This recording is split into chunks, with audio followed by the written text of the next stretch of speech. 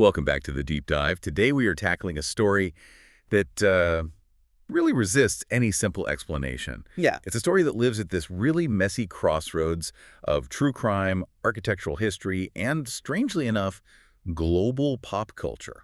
It's a fascinating problem of identity, isn't it? I mean, if you, the listener, go and type Denver Spider-Man into a search bar right now, the results are just chaotic. All over the place. Completely. You get this flood of modern images. You'll see an activist scaling a skyscraper. You'll see the Marvel comic book hero, of course, and then a street performer on the 16th Street Mall. But buried under all that noise, there's this one grainy black and white true crime story that is just so much more unsettling. And so much more important to the city's, well, to its folklore. Exactly. And that's really the heart of our mission today. We're looking at this phrase, Denver Spider-Man, that feels like it's been written over again and again, like an old manuscript. It's a palimpsest. It is. The sheer volume of pop culture has almost completely erased the chilling foundational story of where that name actually came from. So our deep dive today is really for you, the learner who wants to scrape back those layers. We're going to uncover how this one just grotesque act of domestic intrusion back in 1941, a Depression-era locked room murder. How it did two things. First, how it became this perennial urban legend, and second, how it gives us this enduring blueprint for our societal fears about the safety of our own homes. And the center of it all is the original Spider. Not a hero, not an activist, a vagrant drifter named Theodore Edward Coneys. His story is, it has to be one of the most bizarre locked room homicides in American history. And not because he locked the victim in. No, because he locked himself back in. He lived in the victim's attic like a parasite for 5 weeks before the murder. And then, unbelievably, for 9 more months after the murder, all while the victim's grieving widow was living just a few feet below him, separated only by thin plaster. It's just unimaginable. It's pure horror, but it's real. It's absolutely real. And as we dig into this, we're going to show you the historical proof that the original Spider-Man moniker, this chilling nickname, was coined by a Denver detective years before Peter Parker ever swung onto a comic book page. Right, this was 1942. Marvel's Spider-Man wasn't until 1962. A full 2 decades earlier. And Coneys wasn't about swinging high and being a hero. He was about hiding low, about exploiting the fundamental unseen cracks in the American home. This is the story of the ultimate invisible intruder. Okay, so to really get our heads around what could possibly drive a man to live in someone's ceiling, we can't just start with the crime. We have to start with the world he was trying to escape. You're absolutely right. We have to rewind the clock to the late 1930s, early 1940s. The sources we have paint a really stark picture of America at that time. It's a country that's still economically, bruised. The Great Depression isn't some distant memory. It's a raw, ongoing reality for millions, even as World War II is starting to loom. That backdrop is absolutely vital. The American landscape then was defined by displacement. The figure of the hobo or the drifter was everywhere. A common sight, but also a feared one. A very common, yet increasingly marginalized figure. These were men, mostly men, who had been just torn from their roots. They'd lost their farms, their jobs, their homes.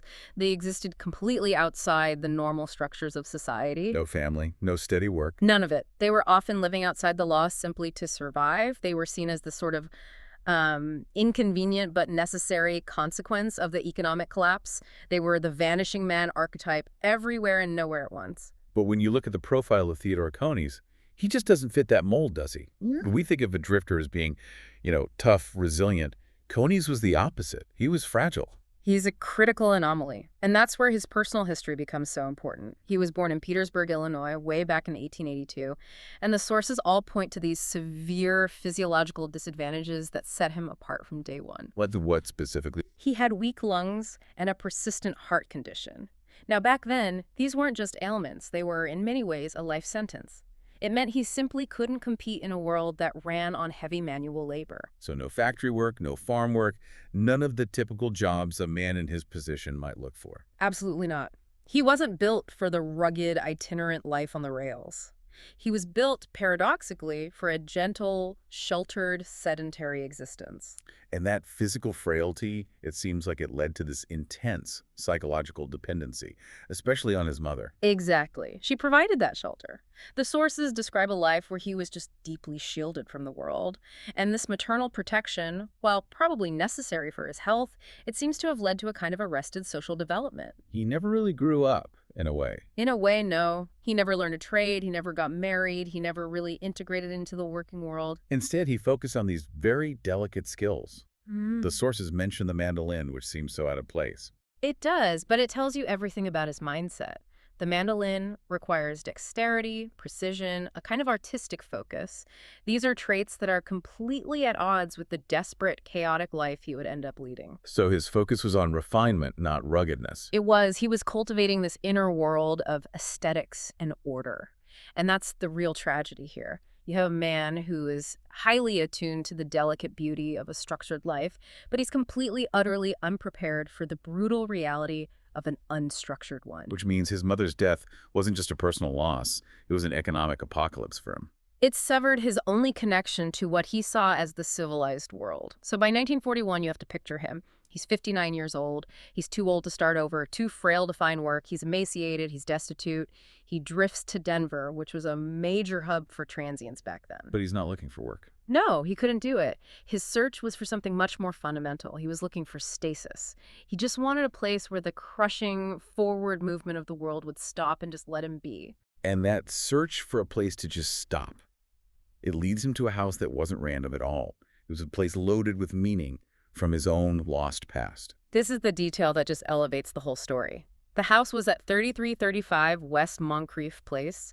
The owner was a man named Philip Peters, a 73-year-old retired railroad auditor. And Peters represented everything Coney's had lost. Stability, a home, respectability. All of it. But the connection was personal. Way back in 1899, Peters had run a mandolin club in Denver.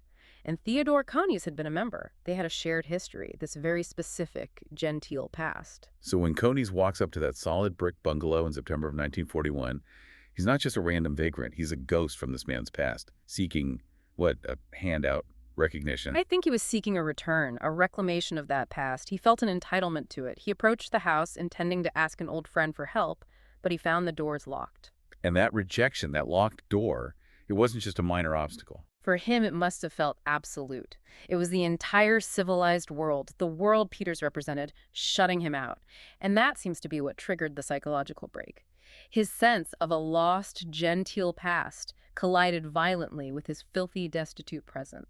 So at that point, when he finds an unlocked window, this isn't just a simple break-in anymore.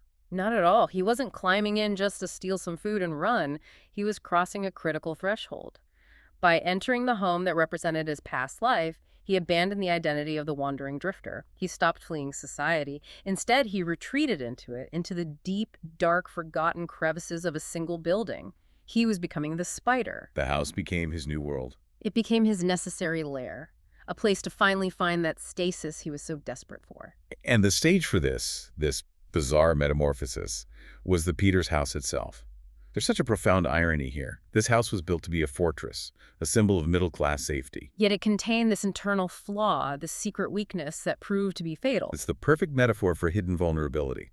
It really is. I mean, we're talking about a typical North Denver bungalow from the 1940s. It was solid, thick brick walls, a heavy frame. It was designed to create this very clear line between the safety inside and the dangers of the world outside. But the architects included this. Yeah.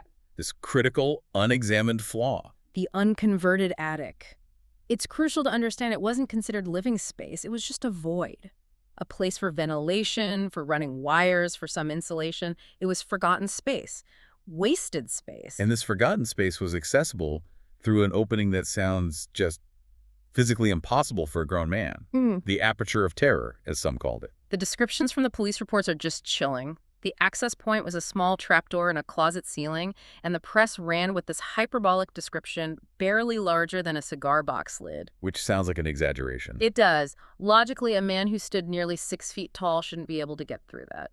But this is where we have to confront the grim reality of Coney's physical condition. The emaciation. His greatest weakness on the outside became his greatest strength on the inside. Precisely. We know from the records that when he was finally captured, he weighed a terrifying 75 pounds. 75 pounds. 75. This level of physical degradation, I mean, he was literally skin and bone. It made him uniquely pliable. His body could fold and compress and slide through a space that a healthy man could never, ever breach. His starvation became this horrifying kind of superpower. His failure in the world made him invisible inside the home. It did. And once he squeezed through that tiny opening, the reality of that lair, it was not a cozy hideout. It was an utterly hostile environment. Dimensionally oppressive, is how one source put it. A perfect description. The peak height of the roof was only about 27 inches. 27. That means for 9 months, Theodore Coneys could never stand up. He was forced to crawl or slide or curl up into what was essentially a permanent fetal position. And the lack of a proper floor dictated his every move. This is where the arachnid gait comes from. It is. He had to move with this almost unnatural, impossible degree of care. The attic didn't have flooring, just this lattice of wooden joists over the plaster ceiling of the rooms below. One wrong step and he's through the ceiling. Instantly. So to stay balanced, and more importantly to stay silent, he had to distribute his minimal weight across all 4 limbs, hands and feet, moving slowly, deliberately in this low crawl. He was literally weaving himself across this dangerous web of beams. Which, of course, is what leads to the Spider-Man name later on. It's the physical origin of it. And he endured this for 5 weeks before the murder even happened. 5 weeks of this parasitic existence just inches above Philip Peters, learning the man's life. That creates an intimacy of violation that is just. Yeah. It's profoundly disturbing. He wasn't just a hidden man. He was a parasitic organism. He memorized every detail of Peter's daily routine. He knew the predictable creak of the bed. He knew the exact time the smell of coffee would start to rise from the kitchen. He knew the hours Peters would be out of the house. He knew everything. He was a ghost of observation, and he would operate under the cover of those absences, descending only to raid the icebox for, a piece of bread or some milk, leaving the barest possible trace, and then retreating instantly back to his lair. The psychological tension must have been just immense. For Coneys, at least. Unbearable. He had complete mastery over Peter's space, yet Peters had zero awareness that his sanctuary had been breached. Every tiny sound Coneys made was a risk of discovery. Every unexpected movement from Peters was a threat. It turns the house from a safe haven into this terrifyingly delicate ticking time bomb. Just waiting for the inevitable collision. And that collision, that impossibly fragile equilibrium, it finally shattered on October 17, 1941. It did. The timeline suggests that Coneys' hunger and his desperation, they just finally overrode his caution. He miscalculated. I was driven by need. He came down from the attic, believing Peters was out for the evening. But Peters was only napping. And the moment of confrontation in the kitchen, it must have been an absolute horror for both of them. For Peters, this gaunt skeletal figure just materializing in his home, it wasn't a normal burglar. It was an existential terror. A walking ghost. And for Coneys, being discovered meant the end of everything. The end of his refuge, capture, starvation. His reaction wasn't just panic. It was pure brutality. It was manic violence. He didn't have a weapon with him. He improvised. He grabbed a heavy cast-iron stove shaker. A domestic object turned lethal. Exactly. Now, Coneys later tried to claim self-defense. He said Peters attacked him with a cane. But the forensic evidence, it told a much different, much more brutal story. The word they used was overkill. That overkill. It really speaks to years of suppressed rage, doesn't it? Years of isolation and resentment just exploding in one manic moment. Absolutely. This weak man with the heart condition, he found this reservoir of just desperate, ferocious strength. He didn't just strike Peters once. He pursued the 73-year-old man across the room to, as he put it, finish the job. So this wasn't an accident. Not at all. This was the violent release of years of failure, and he directed it at the very symbol of the stability he could never have. But the detail that just completely baffled the police, the thing that turns this into a true locked room mystery, is what he did next. He didn't run. It's the most counterintuitive act in the entire crime. After committing murder, Theodore Coneys methodically locked the entire house from the inside. He bolted the doors, he latched the windows, ensuring there was absolutely no sign of forced entry. Creating an impossible crime scene. Completely impossible. And then he just vanished. Back up in the ceiling, back to his lair. So when the police finally force their way in, they find this baffling scene. The body, yes, but all the doors and windows locked from the inside, no signs of robbery. There was cash and a watch just sitting on a dresser. And the murder weapon had been deliberately wiped clean, so they searched all the logical places. Under the beds, in the closets, the cellar. But they glanced at that tiny trap door and just dismissed it. It was too small. Too improbable. Exactly. And the whole time, Coneys was lying flat on the joists, just inches above their heads, listening to the entire investigation. It's a terrifying image of concealment. And then the story enters this next phase, this long, drawn-out period of horror. The haunting. Months later, in January 1942, Mrs. Peters comes home from the hospital. This detail is what makes the legend so lasting. Conies had nowhere else to go. The world outside was just as dangerous for him as it had always been, so he just retreated further into his silent stasis in the ceiling. His survival depended on being completely invisible, and Mrs. Peters, who was hard of hearing, she inadvertently gave him the cover he needed. She did. He could move with a little more freedom, knowing her deafness would mask the small sounds, the creaks of the floorboards. But the housekeeper they hired, she had perfect hearing, and she experienced the full, escalating psychological terror of his presence. She became convinced the house was haunted by Philip Peters' angry ghost. The housekeeper's reports read like a classic ghost story. She described these auditory phenomena: loud thumps from the ceiling, distinct creaks like footsteps, the sound of something heavy being dragged across the floor above her. Which was probably Conies trying to move around while suffering from frostbite. Almost certainly. Then she reported poltergeist activity. Lights would flicker, objects would be slightly moved, and the radio. The radio would turn itself on and off. Conies trying to break the silence. Trying to get a scrap of news, a piece of music, anything to break the oppressive silence and isolation. But for the housekeeper, it was purely supernatural. It was terrifying. And then came the visual encounter, the breaking point. The one and only sighting. It was enough. She said she saw a skeletal man near the staircase, just a fleeting glimpse of a shadow that seemed to vanish into thin air. That was Conies, descending for a raid and just getting caught for a split second. And that was it for her. Her fear was so profound, so primal, she resigned on the spot. She was absolutely convinced the house was cursed by a malevolent spirit. And while she's being terrorized psychologically, Conies is enduring a purely physical hell up in that crawl space, especially during the brutal Denver winter of 41-42. We can't overstate how brutal that would have been. That uninsulated attic would have been just as cold as the freezing temperatures outside. He knew his own body mass wasn't enough to keep him from freezing to death. Which leads to this interest, this grotesque image of the stolen appliance. It's the one detail that really humanizes his desperation. He stole a small electric toaster from the kitchen. He managed to plug it into a bare light socket up in the crawl space, and he would just huddle over its glowing red coils. That was his only source of heat. Imagine the smell. Yeah. The dust, the filth, the smell of the burning coils. Just to survive the night. And even that wasn't enough. The records show he suffered from severe frostbite.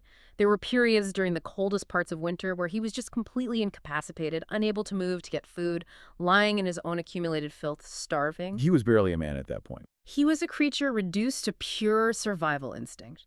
A shadow of his former self, driven half mad by the cold and the silence and the isolation.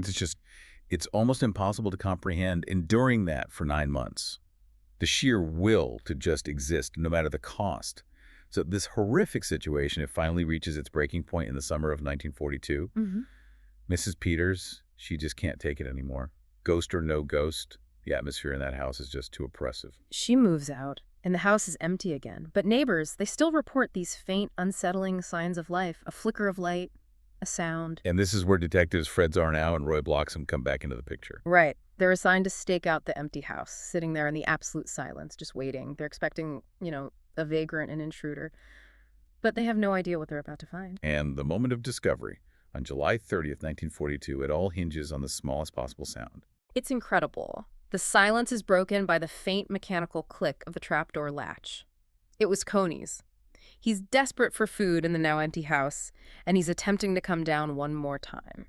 And the officers, they hear that click. They race upstairs, their flashlights are cutting through the darkness of that little closet, and then they see it. The iconic image of the case, the violation made horribly physically real. Exactly. A pair of bare, filthy legs kicking frantically, dangling from the impossibly small cigar box-sized opening in the ceiling. They knew instantly. Instantly. The killer had been there the entire time. They lunged, they grabbed the legs, and they hauled him down. The sight of Theodore Conies tumbling out of that hole must have been absolutely shocking, even for two hardened detectives. It was a ghastly sight. The press described him as a wilted weed. Just this composition of matted hair, filthy skin, and bone. His eyes, completely adapted to the gloom of the attic, were blinking painfully in the sudden light of the flashlights. He was defeated. Utterly. Beyond exhaustion, starving. The moment they pulled him out of that hiding place, the 9-month-old mystery of the locked room was solved. And the lair they discovered in the attic, It confirmed the absolute horror of his existence up there. It confirmed the physical depravity. The crawl space was just this sickening nest. It was choked with thousands of feces, jars filled with urine, his desperate attempts to maintain some kind of hygiene, scraps of rotting food. And the toaster. And in the middle of it all, the small electric toaster. His pathetic, futile attempt to ward off the freezing cold. This wasn't a ghost's haunt. It was the nest of a starving, desperate man. So when does he get the name? When does this desperate figure become the Spider-Man? Was that something the press invented? No, and this is the critical insight of our deep dive. It originated right there, in that moment of discovery. According to the police records, it was Detective Zarnow.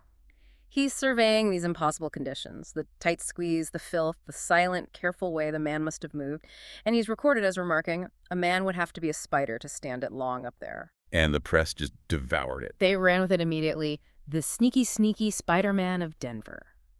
And again, we have to stress the timeline. This is 1942. This is 20 years before Peter Parker makes his first appearance in a comic book. So the meaning was completely different. Completely. In the American consciousness in 1942, the name Spider-Man meant something chilling. It symbolized entrapment, silent, patient malice, venom, a creature that invades your home, builds a silent web, and just waits. The absolute opposite of a friendly neighborhood hero. The opposite. He was the ultimate insidious intruder, and the press cemented that image with these lurid illustrations of a madman tearing down through the trapdoor. Given his condition, his reaction to being caught wasn't panic, was it? No, it was profound relief. He confessed immediately. He gave this remarkably coherent 8,000-word statement detailing everything. The stalking, the murder, the agonizing, freezing nights in the attic. And he was glad it was over. He was. He told the authorities, "Now I feel safe. I'll have a better home than I have had in years." For him, prison was a release from the torture of that crawl space. He was sentenced to life, and he died in the Colorado State Penitentiary in 1967. It's a staggering thought, that a prison cell could feel safer and warmer than the world outside. Yeah. So the story of Theodore Coneys, it really should have ended there in 1967. But today, the name Denver Spider-Man is alive and, well, chaotic. It's that palimpsest we talked about, where the original true story has been almost completely written over. The linguistic collision is just impossible to ignore now. If you do that search, you get this collage of totally different identities. You have the historical murderer, you have the very public political activist, you have the street performer, and then you have the occasional criminal imposter. The algorithm just can't sort it out. It can't. It struggles to reconcile the historical terror with the modern spectacle, so it just groups them all under one tag. So let's focus on the most visible modern claimant to that title, Maison Deschamps, the pro-life Spider-Man. The comparison between him and Coneys is just. It's a perfect inversion. It's the ultimate yin and yang of the label. Coneys' motivation was deeply private. It was born of desperation, obsession, survival, and it led to murder. Deschamps' motivation is explicitly political activism. He's anti-abortion, and he demonstrates this by free-soloing these incredibly tall skyscrapers with no safety gear. And their entire relationship to the architecture they climb is completely opposite. Coneys wanted to inhabit the interiors, the negative space, the forgotten attic. His goal was total hyper-invisibility. Whereas Deschamps has to conquer the exterior, the sleek glass facade. His entire purpose is to achieve total hyper-visibility. He wants viral fame. Coneys climbed to hide from an audience. Deschamps climbs to gather one. Precisely. And the power of that regional tag is so strong that Deschamps gets associated with Denver climbs, even when a specific stunt was in, say, Chicago or San Francisco. The name itself just sucks in any stories about climbing buildings in this part of the country. And then, beyond the activists, you have the benign face of the label, the complete commodification of the image. Right, the performer on the 16th Street Mall. This is the capitalist version of the legend. A busker in the costume posing for tips. He's commercializing the image. And the irony is just so thick, you know? He's dancing in broad daylight in the very city that birthed the original horror, turning this figure of terror into a harmless commodity. And finally, the label still gets picked up by, the criminal element. It reinforces that original link to erratic antisocial behavior. The imposter archetype. There was the case of Chad Douthit in Colorado Springs. He was arrested, dressed as Spider-Man, for throwing a TV antenna at a police car from a rooftop. It's not murder, obviously. No, not even close. But it uses that established regional link. The name Spider-Man in this geographical area still carries this shadow of instability and danger. But the reason Coney's original story is having this massive viral resurgence now, especially on platforms like TikTok and YouTube, is because it perfectly captures this modern fear of frogging. That narrative, the fear of someone secretly living in your walls undetected, it resonates so powerfully today. It taps directly into our deepest contemporary anxieties. You mean things like housing insecurity, urban isolation? Exactly. In an era where homelessness is hypervisible, where we know less and less about our own neighbors, the Coney story validates that primal fear. The fear that our private spaces, the walls we build around ourselves, are actually fragile. They're permeable. Absolutely. The tale of the Denver Spider-Man confirms that the boundary between us, the stable people inside and the invisible, desperate other outside, is incredibly thin. It shows that the real monster isn't some myth. It's a person, driven by desperation, who just figured out how to climb a few feet higher than anyone ever thought to check. And that vulnerability is the lasting relevance of his horror for you, the learner, today. So our deep dive today, I think it really confirms that the identity of the Denver Spider-Man is a true palimpsest. It's a historical document where that foundational text is the grim, unsettling reality of Theodore Coney's. A really complex tragedy of social failure, desperation, and psychological breakdown that led to this horrifying crime. And then the overlaid layers, they're all spectacle. You have the activists climbing for political visibility, the performers climbing for, a few dollars in tips. They're the Spider-Men of the camera and the algorithm. They climb to engage an audience. Whereas Connie's, the true original owner of that title, he climbed for the exact opposite reason, to hide from one. But the reason the story still has such a grip on us 80 years later is the sheer raw power of the intruder archetype, completely stripped of any superhero glamour.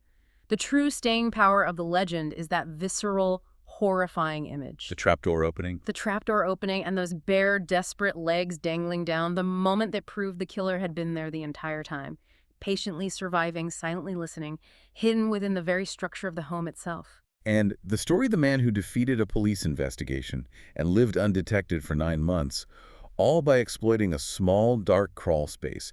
It raises this really important and maybe unsettling question for you, the listener, to think about. In an era where our smart homes track our every move, where we rely on these complex digital security systems, cameras, sensors to keep us safe, what does the historical tale of Theodore Coney's, a man who defeated all observations simply by moving a few feet higher than anyone ever thought to look, what does that tell us about the fundamental limits of our security? What if the threat comes not from outside, but from the most unexpected, unseen crack in our own domestic architecture? Is the weakest point of your home not the front door, but the space you never even knew was there?